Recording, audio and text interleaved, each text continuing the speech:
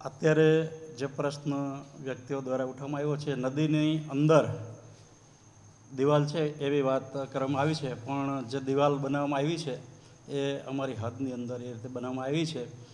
અને બીજી વાત એ કરવાની કે BAPS સંસ્થા દ્વારા જે કાર્ય થાય છે, BAPSનું મોરબી સાથે એક અદ્ભુત નાતો છે.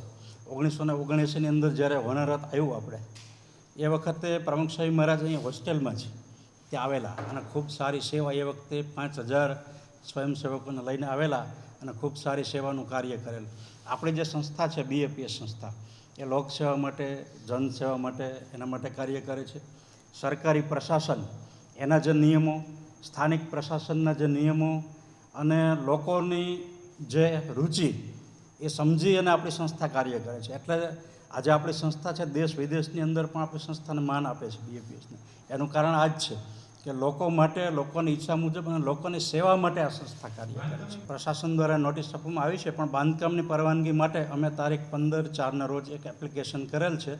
એ એપ્લિકેશનની અંદર વિસંગતતાઓ જે સોફ્ટવેર છે એની અંદર સ્વીકારાઈ શકતી નથી એવું જણાવવામાં આવે છે. એટલે પરવાનગી તમે 15/4એ માગેલ છે.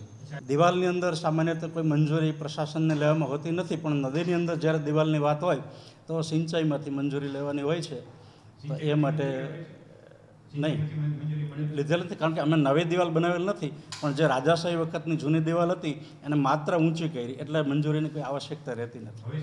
પ્રશાસન દ્વારા જે કહેવામાં આવશે, આજે કલેક્ટર આ બાબતે અત્યારે સમિતિ બનાવી છે અને પ્રશાસન દ્વારા જે નક્કી કરવામાં આવશે એ અમારી સંસ્થાને માન્ય જ રહેશે. પ્રશાસન જે કંઈ નિર્ણય કરે એ નિર્ણય અમને સંપૂર્ણપણે માન્ય રહેશે.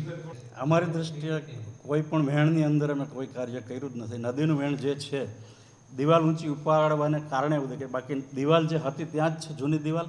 વહેણની અંદર અમે કોઈ પણ પ્રકારની છેડછાડ કે કોઈ કંઈ કાર્ય એવું કરવામાં આવ્યું નથી.